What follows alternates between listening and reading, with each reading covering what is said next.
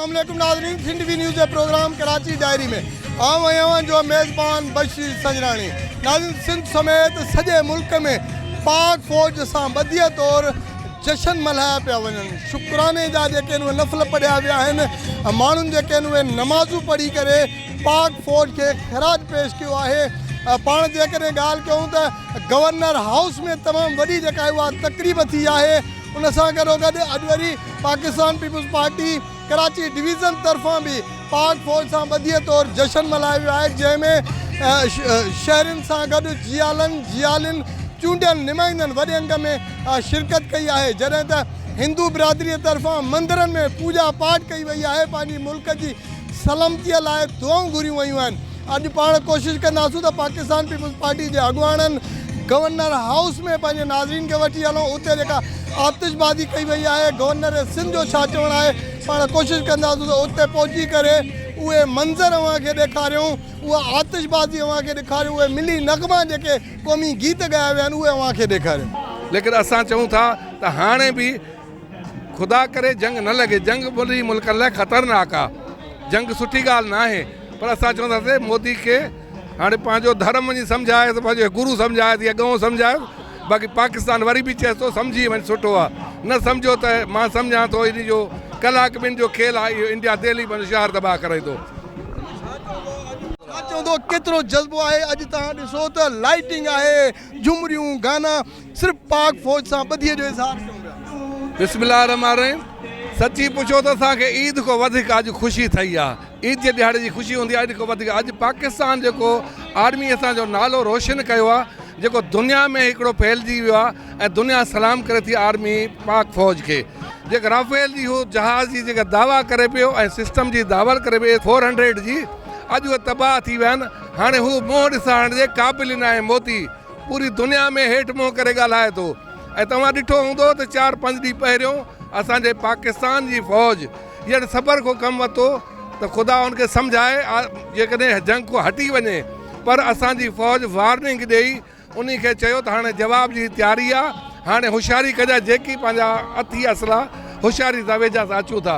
ऐं इतलाह ॾेई असांजी फ़ौज जेकी आहे उन ते हमिलो कयो आहे, जेको नेस्त नाबूद थी वियो आहे इंडिया। ज़िंदगी भर इंडिया हाणे मुंहुं खणण जहिड़ो न आहे। असांजी पाक आर्मी जेको किरदारु वञे थो, सॼो असांजो जेको आहे आर्मी चीफ सैयद मुनीर अहमद शाह मुनीर साहब ते वञे थो ऐं असांजो किरदारु वञे थो त सॼो जेको आहे असांजे सदर पाकिस्तान आसिफ अली ज़रदारी ते वञे थो। ऐं इंशाअल्लाह ही किरदारु जेको आहे ज़िंदगी रिकॉर्ड लिखी वियो ऐं असांजो सॼी दुनिया में असां पाकिस्तान जो मोह जेको आहे ऊचो। ऐं हक़ीक़त इहा आहे त हीअ जंग वाहिद उहा ई जंग आहे जेका 65 वारी अञा उन खां ई वधीक जंग हुई। छाकाणि त असांजा जेके हिते माण्हू जिथे ड्रोन किरिया, असांजा माण्हू सिंध में त खणण लॻा, पर जेके पंजाब जा या सरहद जा माण्हू आहे, तव्हांखे ख़बर आहे, टैंकनि सां गॾु बीही रहिया, टैंकनि वारे खे मानियूं खाराइनि पिया। हिकिड़े बि माण्हू असांजो जेको आहे पाकिस्तानी उन घर पंहिंजो न छॾियो आहे हिन जंग में। न त जंगा लॻंदियूं आहिनि, माण्हू वीरान थी वेंदा आहिनि, हलिया वेंदा आहिनि। उहे टैंकनि सां गॾु बि सवाद ॾिसनि पिया त असांखे शहादत अॼु मिलंदी आहे, बिला शक मिले। असां लठियुनि सां बंदूकनि सां गोलनि खे फायर करनि पिया, लेकिन पाकिस्तानी अवाम जो इहो जज़्बो हुयो। मां सम्झां थो त हिकिड़ो तारीख़ी लम्हो आहे। Pakistan peoples party Karachi division उन तारीख़ी लम्हे जे लाइ योम तशक्कुर रखियो आहे ऐं हिकिड़ी जशन जी सूरत हाल आहे। ऐं दुनिया ॾिठो त पाक आर्मी पाक फ़िज़ाया उन्हनि पंहिंजो जेको आहे सो मां त ईअं चवंदुमि त मिंटनि में दुनिया खे ॾेखारे छॾियो त असां खां वधीक जेको आहे सो पावरफुल पाक फ़िज़ाए में केरु कोन्हे को। ऐं जेको राइफल जेको जहाज़ आहे, जेको हिकिड़ो दुनिया में मञियल जहाज़ हो, ऐं उन खे जेको आहे सो सेकेंडनि में जेको आहे सो मिटीअ में मिलाइणु, मां सम्झां थो त हिकिड़ो अज़ीम जेको आहे सो किरदारु अदा कयो आहे पाक आर्मीअ। पंहिंजे वतन जे लाइ, वतन जे तहफ़ुज़ लाइ हुननि पाण मल्हायो आहे। अॼु उन जेको हुननि मल्हायो आहे उनखे ख़िराज तहसीन पेश करण लाइ पाक फ़ौज खे जेको आहे सो हिकिड़ो ॿधी ऐं मोहबत जो जेको आहे सो इज़हार करण जे लाइ अॼु ही जशन तशक्कुर Pakistan peoples party Karachi division मल्हाए रही आहे ऐं दुनिया खे मैसेज इन जे थ्रू ॾेई रही आहे त असांजी आवाम, असां सभु पाक आर्मी सां गॾु आहियूं। घंटे जे अंदरि तव्हां ॾिठो सुबुह जो जंहिं इस्लाम जी शुरूआति करे निमाज़ पढ़ी ऐं अलाह अकबर जो नारो हणी लिखता, तव्हां ॾिठो त मुने घंटे जे अंदरि फतह करे आया, पर उन्हनि में अलाह ताला एतिरी कामयाबी ॾिनी पाकिस्तान आर्मीअ खे, हिन क़ौम खे। हीअ क़ौम उहा आहे जेका शहादत वठण जे लाइ हिते तयारु थिए पई। हुते शहादत कोन्हे का, हीअ ईमानमी क़ौम आहे। तव्हां उन्हनि डॉन मोकिलिया हिकिड़ो ॾींहुं पहिरियों, उहे डॉन ते तव्हां ॾिठो त पाकिस्तान जी जेका बि पब्लिक आहे या क़ौम आहे, उहा डॉननि जे पीछे हुजे हथनि सां पकड़ींदा पिया वतन, ऐं उन वक़्तु ॾींदा था वतन, हथ अचे त असांजे काबारीअ खे विकिणूं ऐं अलाह अकबर जो नारो हणूं, हर हिकु तयारु हुजे त असांखे शहादत मिले। उहा ॾिसो पाकिस्तान आर्मी त आहे ई आहे, पर अॼोको ॾींहुं उहो ॾींहुं असांखे यादि पियो शहीद भुटे ज़ुल्फ़कार जो, जेका असां एटमी क़ुवत आहे, अॼु एटमी क़ुवत जो असां अखियुनि सां अखियूं मिलाए सबूत ॾिनोसीं। उहो सबूत साम्हूं आयो जेको अॼु नौजवान चेयरमैन जे तरफ़ां पहिरियों ॾींहुं बि पाकिस्तान आर्मीअ सां रैली कढी, जेको आहे त गॾु बीठो आहे। पाकिस्तान आर्मी प्रोफेशनल आर्मी आहे ऐं हुन जे अंदाज़ सां जेको हीअ जंग कई आहे ऐं उन्हनि खे हिंदुस्तान खे जेका मोट ॾिनी आहे, अॼु हिन दुनिया में ताक़त तरीन फ़ौज जेको आहे उहो पाकिस्तान जी आहे। इहा रिपोर्ट जेको आहे सो CNN ते बि दाख़िल थी उन नशर कई आहे ऐं इहो चयो आहे त पाकिस्तानी फ़ौज दुनिया में मज़बूत तरीन फ़ौज आहे ऐं असां इन्हनि जे कम खे सराहियूं था ऐं पाकिस्तान फ़ौज सां असां गॾु आहियूं। हमारा फ़ख्र अफ़वाज पाकिस्तान। और जहाँ तक ड्रोन वगैरह की रही तो मोदी साहब को समझ आ गई है, अब वो इस तरह की कोई भी एडवेंचर करने से पहले 100 दफ़ा सोचेंगे, बल्कि करेंगे भी नहीं। और इंशाल्लाह पूरी पाकिस्तानी कौम जो है सीसा पिलाई दीवार के साथ अपनी अफ़वाज पाकिस्तान के साथ खड़ी है। पाक फ़ौज असांजी बहादुर फ़ौज है, असीं बि फ़ौज सां गॾु आहियूं। पाकिस्तान अमल जो मुल्क है, पाकिस्तान फ़ौज हमेशा पाकिस्तान जी हिफ़ाज़त कई है, असां भी फ़ौज जे लाइ गॾु आहियूं, अमल लाइ गॾु आहियूं।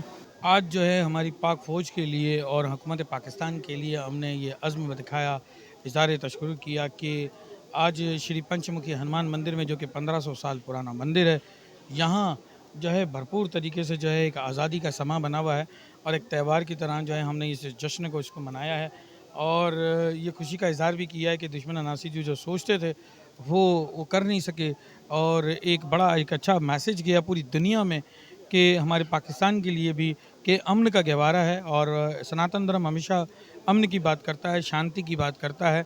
और हमारी हुकूमत पाकिस्तान ने, पाक फ़ौज ने जो है अमन का गहवारा बनकर जो है इसको एक अच्छे तरीके से जो है मैनेज किया और ना किसी हमारे आवाम को भी जो है कुछ महसूस नहीं होने दिया। आप देख सकते हैं श्री पंचमुखी हनुमान मंदिर में एक बड़ी तादाद की शक्ल में जो है तमाम बिरादरी आई हुई है और बड़े अच्छे तरीके से कर रहे हैं। तो इसमें ही आपको पता चल जाता है कि तमाम सनातन धर्मी और तमाम हसास इदारों ने जो है हमें कितनी अच्छी सिक्योरिटी दी हुई है, हुकूमत पाकिस्तान हमें किस तरह से रखना चाहती है, ये सभी को पता चल भी रहा है और दिख भी रहा है कि हमारा पाकिस्तान कितना अच्छा है कि हम एक पाकिस्तान के झंडे के साए तले एक होके रहते हैं और एक कौम बन के रह रहे हैं। जी अॼु सिंध समेत सॼे मुल्क में पाक फ़ौज सां ॿधीअ तौरु जशन मल्हाया पिया वञनि, उन्हनि जी बहादुरीअ ते जशन मल्हाया पिया वञनि। असीं अॼु हिकु मंदर में मौजूदु आहियूं जिते असां सां गॾु पाकिस्तान पीपुल्स पार्टी जा MP डॉक्टर श्याम सुंदर के आडवाणी असां सां गॾु आहिनि। अॼु आतिशबाज़ी बि उन्हनि कई आहे, मिठाइयूं बि विरायूं आहिनि। पाक फ़ौज सां ॿधीअ तौरु उन्हनि ख़ुशीअ जो इज़हार कयो। न सिर्फ़ु उन्हनि बल्कि हिन मंदर में जेकी बि हिंदू बिरादरी मर्द औरतूं ऐं ॿार आयल आहे, अॼु उन्हनि पंहिंजी पाक फ़ौज सां ॿधीअ जो इज़हार कयो आहे। अचो त पाण डॉक्टर साहब सां ॻाल्हि ॿोल कंदो। अस्सलाम वालेकुम। छा चवंदो अॼु सिंध समेत सॼे मुल्क में तव्हां ॾिसो त ख़ुशीअ जो मंज़र आहे, असांजी पाक फ़ौज हिकिड़े कलाक जे उन्हनि में उन्हनि खे मजबूर करे छॾियो आहे पोइ हिते हटण ते, माफ़ियूं घुरण में अञा बि पोइ हिते न आहिनि हटिया। छा चवंदो पंहिंजी पाक फ़ौज जे हवाले सां? ऐं सम्झां थो बुज़दिल दुश्मन मज़हबी इंतापस रहनुमा मोदीअ खे ही जेका तारीख़ी शिकस्त नसीब थी आहे, उहा हू काफ़ी सालनि ताईं सदियुनि ताईं हू यादि रखंदा त कहिड़ी तरह असां जबल सां मुआदो अटकायो। असां अमन जा हामी आहियूं, असां कॾहिं न थिए चाहियो त जंग थिए। जॾहिं उन बुज़दिल दुश्मन असां ते अॻराई कई, असां ते चढ़त कई, मजबूरन असां पंहिंजे दिफ़ा में पाकिस्तान आर्मी वॾी हिकिड़ी जुरत हिमत सां बुज़दिल दुश्मन खे भरपूर जवाबु ॾिनो ऐं उन्हनि मजबूर थी करे 5 कदम पोइ ते हटिया। सिंधीअ में चवणी हिकिड़ी त पाण में हिकु मलाखड़ो मल थींदी आहे, जंहिंखे मल विढ़णु अचे या जंहिंखे संदरो ॿधणु अचे उहो मल विड़े जंहिंखे संतरो ॿधण ई न अचे उनखे मल विड़ण जी ज़रूरत ई न आहे। भारत हिन बार पंहिंजे बुज़दिलाना हरकतनि जे करे उनजी जेका मज़हबी इंताब सोच उन जे करे जेके हींअर किरियल हरकतूं कयूं उन में पाकिस्तान उनखे हिकु ज़बरदस्त शिकस्त ॾिनी। ऐं इन मौक़े ते असांजे आर्मी चीफ जनाब आसम मुनी साहब खे, पूरी आर्मीअ खे, स्पेशली एयरफोर्स जे जवाननि खे दिल्ली जे गहराइनि सां मुबारकबाद था ॾियूं, एप्रिशिएट था कयूं। ऐं उन सां गॾु जेके असांजा जवान ऑफिसर सिविल सोसाइटीअ जा माण्हू शहीद थिया आहिनि, असीं उन सां ॾुखनि में बराबरि आहियूं ऐं सम्झंदा आहियूं त ही पाकिस्तान जे सालिमत लाइ बका लाइ जेका उनजी कुर्बानी आहे उहा हमेशह तारीख़ में ज़िंदह रखी वेंदी। साईं, अॼु ॾाढो ख़ुशी जो समूह आहे हिते। पूरे पाकिस्तान जी जेका अक़लियती बिरादरी आहे, हिंदू बिरादरी, सिख बिरादरी, ईसाई बिरादरी, सभु पाक फ़ौज सां गॾु आहे ऐं असांजी पाक फ़ौज खां सुर सलाम कयूं था जे हिंदुस्तान मोदीअ जे नापाक इरादनि खे हिकिड़े कलाक में निस्त ऐं नाबूद करे छॾियो। ऐं इहो सबूत ॾींदो पाकिस्तान फोर्स जो जेको मतन आहे, मूंसां जेको इरादो आहे मज़बूत इरादो रखे थी ऐं नेक नियतीअ जो इरादो आहे। असांजी पाक फ़ौज ऐं असांजी अवाम, असां पाकिस्तानी कॾहिं बि जंग नथा चाहियूं। असां अमन जा गवार आहियूं। असांजो मुल्क, असांजी सिंध धरती अमन जी गवार आहे। असां हमेशह अमन चाहियो आहे ऐं दुश्मन खे जे नापाक इरादनि खे असां बिल्कुलु निस्त नाबूद कंदासीं। असां पाकिस्तान फोर्स सां गॾु आहियूं, असां सुर सलाम कयूं था। आज पूरी कौम, पूरी पाकिस्तानी कौम जो है यौम तशक्कुर के तौर पे मना रही है और उसका अमली नमूना आपको सिंध गवर्नर हाउस में नज़र आ रहा है कि हज़ारों की तादाद में लोग यहाँ मौजूद हैं और एक ही काम कर रहे हैं, अपने अफवाज के साथ, अपने हमारे आर्म फोर्सेस के जितने जवान हैं उनके साथ इज़हार यकजहती कर रहे हैं, मोहब्बत का इज़हार कर रहे हैं और दुश्मनों को पैगाम भी दे रहे हैं कि आइंदा अगर ये हरकत करने की कोशिश की गई, अगर ख़ासकर पड़ोसी ममालिक से, भारत जो कि हमारा अज़ली दुश्मन है, तो उनको ये बात समझ ही नहीं होगी कि उनका मार्का जो है या उनकी जो फ़ाइट है वो एक ज़िंदा कौम से है और ये ज़िंदा कौम अपनी अफवाज के साथ सीना बसीना खड़ी है। और इस सारे मामलात में आपने देखा जिस अंदाज से हमारी आर्म फोर्सेस ने, हमारी आवाम ने, हमारे सियासी लोगों ने, हमारी हुकूमतों ने जिस तरह का किरदार अदा किया है वो पूरी सिर्फ पाकिस्तान नहीं, बैनुल-अक़वामी तौर पे उसकी पजीराई मिल रही है। तो पूरी कौम खुश है। आज उसी खुशी का मंजर है। सिंध गवर्नर हाउस में एक अवामी गवर्नर मौजूद है, सूबे के पास एक अवामी गवर्नर मौजूद है और उस अवामी गवर्नर ने आज अवाम का जो लाखों की तादाद में अवाम है उनका मेला सजाया हुआ है। तो ये जल्दबाजी महंगी पड़ गई। वेल देखें, ये बात तो समझने की ज़रूरत है। उनकी आवाम को भी 1 अरब से ज़ायद की पॉपुलेशन रखने वाला भारत जो है, उनको भी ये समझना होगा कि अपने पॉलिटिशियन, अपने लीडर्स चूज़ करने में उनको वाइज होना पड़ेगा। फंडामेंटलिस्ट और एक तासुब रखने वाला एक इंतहा पसंद को उन्होंने अपना हुक्मरान बना के रखा हुआ। ये खुद उनकी चॉइस पे सवालिया निशान है और उस जैसा शख्स जो प्राइम मिनिस्टर बना बैठा है, सिर्फ इस खित्ते का नहीं, पूरे जनूबी एशिया के अमन के लिए वो खतरा है। मैं समझता हूँ कि 10 मई भारत को जज जन्म तक याद रखेगा कि पाकिस्तान की मसल्ला फ़ौज ने सियासी लीडरशिप और मैं फ़ौजी लीडरशिप के क़यादत में हिंदुस्तान को ज़बरदस्त शिकस्त दी है।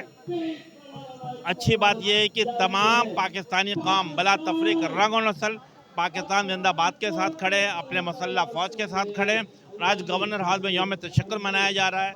हज़ारों की तादाद में ख़वातीन, नौजवान, बुजुर्ग मौजूद हैं। एक ही नारा है कि पाकिस्तान जिंदाबाद। अब पूरी कौम अपने मसल्ला फ़ौज के शाना बशाना खड़ी है। पूरे मुल्क में जी पहिरीं सभिनीनि खां पहिरीं असां ख़िराज तहसीन पेश कयूं था पंहिंजी फ़ौज के ऐं ख़िराज अक़ीदत पेश कयूं था जेके फ़ौजी शहीद थिया आहिनि। ऐं पाकिस्तान में कॾहिं ईअं थियो कोन्हे त एॾी वॾी जहाज़नि जी वेड़ में पाकिस्तान जेको नंबर खयो आहे त आउं सम्झां थो कुझु थोरो टाइम मिली वञे हा त दाऊं जी निकितियूं आहिनि मोदी सरकार जूं त अल्लाह करे हा त हिननि जो बेड़ो ग़रक़ थी वञे हा। पर असां मैसेज ॾियणु चाहियूं था पंहिंजी फ़ौज खे, हिकु अवाम हिकु फ़ौज, इंशाअल्लाह मज़बूत पाकिस्तान। पाकिस्तान जिंदाबाद। अफ़वाज पाकिस्तान जी अज़ीम कामयाबी ते अफ़वाज पाकिस्तान के मुबारकबाद पेश कंदुसि। अॼु ही जेका योम तशक्कुर जे हवाले सां रैली निकिती वई आहे ऐं अॼु कराची में सीवियूं ते ज़बरदस्त जशन जो समा आहे। ही असांजो हिकिड़ो इतिहाद ऐं मुबारकबाद लाइ हिकिड़ो बहितरीनु प्रोग्राम जेको असां पाकिस्तान अफ़वाज पाकिस्तान खे मुबारकबाद ॾियण लाइ प्रोग्राम तश्कील ॾिनो आहे। ऐं इहे असांजी पाकिस्तान जेको अफ़वाज पाकिस्तान प्रोफेशनलिज़म हिकिड़ी दुनिया जी अज़ीम फ़ौज जे तौर ते जेका कामयाबी हासिलु कई आहे, इहा असां पंहिंजे दुश्मन जे अखियुनि में अखियूं विझी हुनखे शिकस्त ॾिनी आहे। ऐं असांजी फ़ौज जेका आहे उहा हिकु अज़ीम फ़ौज आहे, हिकिड़ी प्रोफेशनल फ़ौज आहे। असांखे उन ते फ़ख़्रु आहे ऐं मुबारकबाद पेश कंदो। जी Pakistan peoples party Karachi division तरफ़ां पाक फ़ौज सां ॿधीअ तौरु अॼु जशन मल्हाए पियो वञे। फ़नकार अदाकार जेके आहिनि अॼु हिते मौजूदु आहिनि, वॾे अंग में जियाला जियालियूं जेके आहिनि अचंदा पंहिंजी पाक फ़ौज सां ॿधीअ जो इज़हार करण लाइ। असां सां गॾु सूबाई वज़ीर सईद गनीअ सां गॾु अचो त साणसि ॻाल्हि ॿोल कयूं था। पाक फ़ौज सां ॿधीअ तौरु अॼु जेको ॾिहाड़ो मल्हाए पियो वञे, हिकिड़े कलाक में पाक फ़ौज दुश्मननि खे ॾींहं जा तारा ॾेखारे छॾियो। अचो त ॻाल्हि ॿोल। अॼु साईं असां पाकिस्तान जी शानदार कामयाबी लाइ सूबा सिंध जी पीपल्स पार्टी तंज़ीम पारां सॼे सिंध में योम तशक्कुर पियो मल्हायो वञे। सॼे सिंध में रैलियूं निकितियूं आहिनि। कराची में असां जूं 7 रैलियूं निकितियूं आहिनि। हर ज़िले मां हिकिड़ी रैली मुख़्तलिफ़ रोडनि तां थी करे रैलियूं हिते पहुचनि पियूं। हाणे रैलियूं अचनि पियूं, हिते आतिशबाज़ी थींदी। पाक फ़ौज हिन वक़्तु पूरी दुनिया में पंहिंजो जेको सिक्को आहे उहो मञ रहियो आहे। तव्हां ॾिठो जेके फ्रांस जा जहाज़ आहे उनखे मञल जहाज़नि पूरी दुनिया में कोन थो कराए सघे। असांजे पायलटनि जेका मुड़सी करे हुननि वटि वञी ऐं उहे जहाज़ कराया आहिनि ऐं जेके उते हमला कया अथनि, आउं सम्झां थो त इहो तारीख़ में हमेशह ॻायो वेंदो। ऐं पाक अफ़वाज जेका आहे, जंहिं तव्हां ॾिसो था त मिज़ाइल हमला उते काफ़ी थिया ऐं इंडिया शुरूआति कई ऐं असांजी पाक अफ़वाज आहे उन्हनि खे मुंहुं तोड़ जवाबु ॾिननि। त आउं सम्झां थो जनाब प्रेसिडेंट आसिफ अली ज़रदारी, बिलावल भुट्टो ज़रदारी जी हिदायतनि ते तव्हां ॾिसो पिया त हीअ रैलियूं ऐं ईअं ई प्रोग्राम मुनक़िद थियनि पिया ऐं ख़िराद तहसीन पिया पेश करियूं पाक फ़ौज खे ऐं पाक आर्मी खे। इंडिया हिकिड़ी वॾी ताक़त आहे, पर असांजे मुल्क जे फ़ौजी जवाननि पंहिंजो अज़्म जो बहादुरीअ जो मुज़ाहिरो करे 1 कलाक या 2 कलाकनि में इंडिया जे घर में वञी उन्हनि वटि यानी जेको आहे सो हुननि जे घर में घुसी ऐं उन्हनि जा 5 खां 6 जेके फ़ौजी तयारा हुआ उहे केरु आहे ऐं पंहिंजे फतेह खे जेको आहे सो वाज़े कयो। ऐं मूंखे असांखे फ़ख़ुरु आहे पाकिस्तान जे फ़ौज ते, फ़ौजी जवाननि ते, जिन जेको आहे सो इंडिया खे ज़बरदस्त शिकस्त ॾेई पूरी दुनिया में पंहिंजे फ़ौज ऐं पाकिस्तान जो नालो जेको आहे उहो जेको आहे सो मोराल मथे कयो आहे। ऐं मां सम्झां थो पाकिस्तान पीपल्स पार्टी पंहिंजो फ़र्ज़ु सम्झी उन्हनि फ़ौजी जवाननि ऐं मुल्क जे फतेह जे रोशनीअ में अॼु ही योम तशक्कुर मल्हाए रही आहे ऐं लखे हज़ारे माण्हू आहिनि हिते रैलीअ जे सूरत में हिते असां बीठा आहियूं। पाक फ़ौज के हम साथ हैं और पाक फ़ौज की एक जवां मर्दी, जिस तरह से पाक फ़ौज ने मुकाबला किया और दुश्मनों को टिकाने लगा दिया और दुश्मन अपने घर जाना पे मजबूर हो गए, तो ये पाक फ़ौज के जवान हैं। और पाकिस्तानी कौम वैसे बहादुर कौम है, तो पाक फ़ौज ने बहादुरी का मुजाहिरा करते हुए जिस तरह हिंदुस्तान को, इंडिया को दिन में तारे दिखने लग गए ना, वो कभी दोबारा जुर्रत नहीं करेगी पाकिस्तान की तरफ मैली आंख देखने की। पाण ॾिठो त इंडिया जेको आहे हिकिड़ी ग़लती करे ऐं पछताए पियो, इनखे हिकिड़ो भरपूर जवाबु मिलियो आहे पाकिस्तान जे तरफ़ां, पाकिस्तान आर्मी ऐं पाकिस्तान एयरफोर्स जे तरफ़ां। ऐं हाणे जेकॾहिं इंडिया अहिड़ी का ग़लती कई त उनखे इंशाअल्लाह निस्तो नाबूद कयो वेंदो। उहा जेका उनजी भुल हुई त मां कराची ऐं लाहौर ते अटैक करे ऐं इनखे कंट्रोल में कंदुसि, उहो हुनखे ख़बर पइजी वई त हाणे हू घणे पाणी में आहे। हुनजो टोटल सिस्टम तबाह थी चुको आहे। राफेल जहिड़ा जदीद तयारु आहे, S4 जहिड़ो 100 जहिड़ो सिस्टम बि हुनजो न आहे रहियो। इंशाअल्लाह हाणे आयो त हिनखे मुंहुं ई खाइणी पवंदी। यकीन कयो असां ख़ुशी में नथा मापूं। असांखे वॾो फ़ख़्रु आहे जंहिं वतन में पैदा थिया आहियूं, जंहिं पाकिस्तान में सिंधु धरती आहे, असां हुनजा पुट बि आहियूं ऐं मुल्क बि असांजो आहे, असांजे पीउ जो आहे, हीअ फ़ौज बि असांजी आहे। असां फ़ौज जा आहियूं। पाकिस्तान ज़िंदाबाद, पाक आर्मी ज़िंदाबाद। सर असां जेके पाकिस्तान पीपल्स पार्टी कराची तहत ये योम तशक्कुर मल्हायो थो वञे, भारत असां खां 10 गुना वधीक आहे ताक़त में भी, फ़ौज में भी, लेकिन असांजी फ़ौज के ऐं असांजे जेको पाकिस्तानी अवाम के जेको ईमानी जज़्बो आहे उन जे तहत पाकिस्तान फ़ौज जेको आहे हिकिड़े घंटे में रेटिलेट करे उन्हनि खे ॾींहं जा तारा ॾेखारे छॾिया ऐं पूरी दुनिया CNN BBC खां वठी पूरी दुनिया जेका आहे पाकिस्तान एयरफोर्स जी, पाकिस्तान आर्मी जी तारीफ़ थी करे ऐं असां हिकु क़ौम आहियूं। इंशाअल्लाह कोई भी दुश्मन पाकिस्तान जी तरफ मेरिया खणंदो त सॼी क़ौम मुतहद थी करे ऐं उनजो मुक़ाबिलो कंदासीं। मैं कहूँगी कि पाक फ़ौज ने हम सब का, हम सारे पाकिस्तानियों का सर फ़ख्र से बुलंद किया है।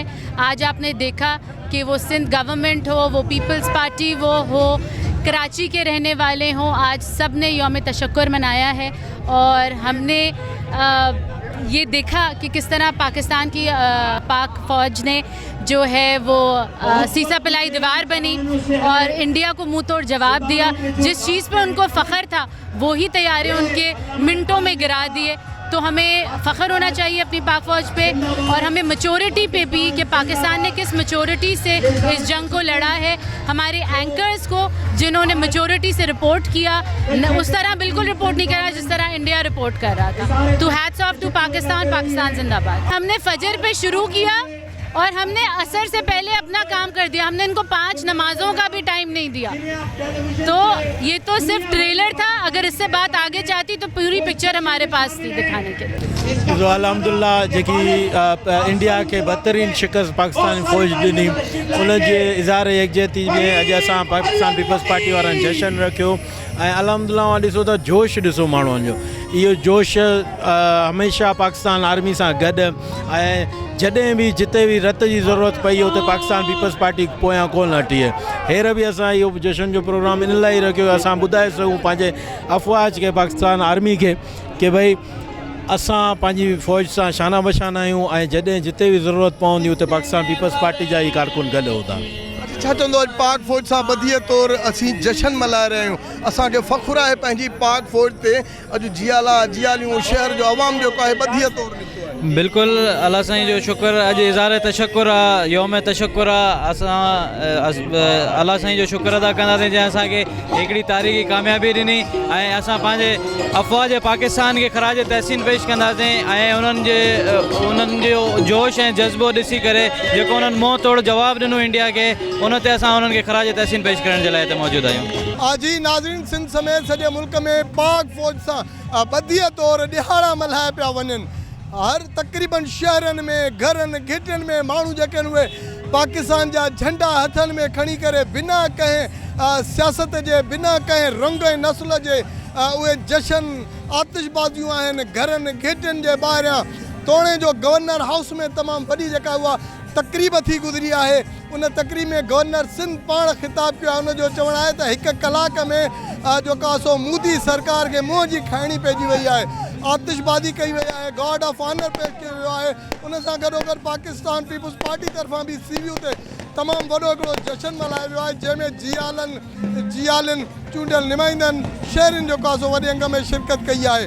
जेकॾहिं पाण ॻाल्हि ॿोल कयूं त अॼु हिंदू बिरादरी, सिख बिरादरी सभु जेके आहिनि उहे पाकिस्तान सां गॾु बीठा आहिनि, पंहिंजी पाक फ़ौज सां गॾु बीठा आहिनि। पाण मंदर ताईं पहुता आहियूं, उते मंदर में जेको आहे सो पूॼा पाठ कंदड़नि सां, उतां जे MPs उन्हनि सां बि पाण ॻाल्हि ॿोल कई आहे। उन्हनि जो चवणु आहे त हू पाक फ़ौज खे सलाम पेश कनि था जे 1 कलाक जे अंदरि मोदी सरकार खे ॾींहं जा तारा ॾेखारे छॾिया। जेकॾहिं उन्हनि खे अञा कुझु कलाक ॿिया मिलनि हा त शायदि हिंदुस्तान हस्तीअ तां मिटिजी वञे हा ऐं पाकिस्तान जी जेका फ़ौज आहे उहा भारत में अंदरि दाख़िल थिया ऐं शायदि हू नाश्तो जेको आहे सो भारत में वञी कंदा। पर हिकिड़ो कलाक उन्हनि खे मिलियो, पर जेकॾहिं ॿीहर भारत अहिड़ी ग़लती कई त शायदि उन्हनि खे मुंहं जी खाइणी पइजी वेंदी। तमामु जेकॾहिं पाण ॻाल्हि ॿोल कयूं त रोडनि ते, रस्तनि ते हर हंधि जेको आहे उहो जश्न वारो समा आहे। हर माण्हू जे हथ में पाकिस्तान जा झंडा आहिनि, उहे झंडा खणी करे पाक फ़ौज जा जेके नारा हणंदे बदीअ जो जेको आहे उहो इज़हार कनि था पिया। शाल पाकिस्तान हमेशह ईअं शाद ऐं आबाद रहे। कराची डायरी जे अॼोके प्रोग्राम में पंहिंजे मेज़बान बशीर संघाणी खे ॾींदा इजाज़त। अल्लाह।